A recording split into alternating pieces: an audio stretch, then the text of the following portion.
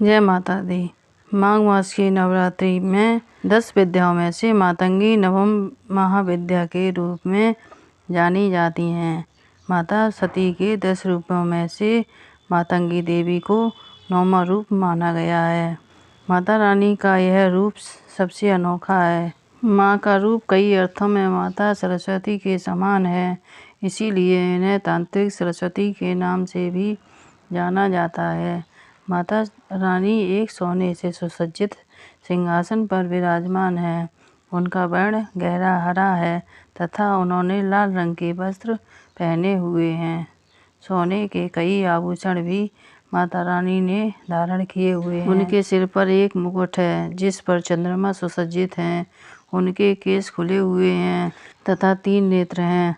माता रानी के 4 हाथ हैं जिसमें उन्होंने तलवार, फरसा व अंकुश पकड़े हुए हैं। एक हाथ में अभय मुद्रा में। माता रानी के कुछ अन्य रूपों में उन्हें दूसरी वस्तुएं पकड़े हुए दिखाया गया है, जैसे कि खड्ग, जपमाला या पुस्तिका।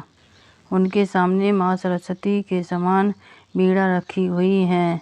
इस कारण उन्हें कला व संगीत की देवी भी माना जाता है।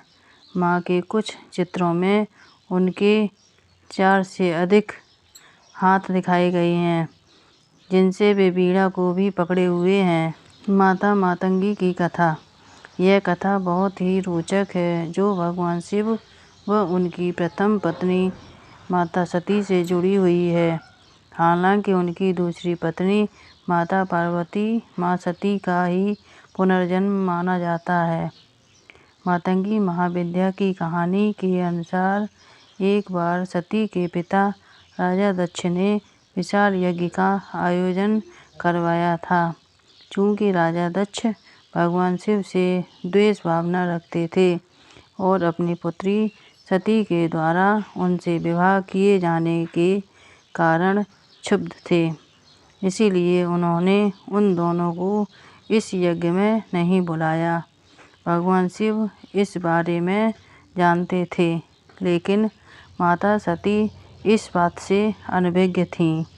यज्ञ से पहले जब माता सती ने आकाश मार्ग से सभी देवी देवताओं व ऋषि मुनियों को उस ओर जाते देखा तो अपने पति से इसका कारण पूछा।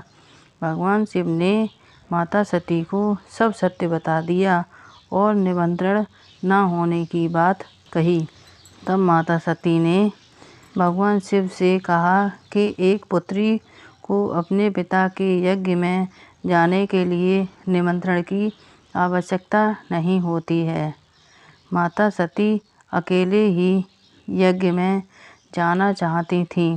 इसके लिए उन्होंने अपने पति शिव से अनुमति मांगी, किंतु उन्होंने मना कर दिया। माता सती के द्वारा बार बार आग्रह करने पर भी शिव नहीं माने तो माता सती को क्रोध आ गया और उन्होंने शिव को अपनी महत्ता दिखाने का निर्णय लिया। तब माता सती ने भगवान शिव को अपने 10 रूपों के दर्शन दिए, जिनमें से 9वीं मातंगी देवी थीं। माता रानी के यही 10 रूप 10 महाविद्या कहलाए।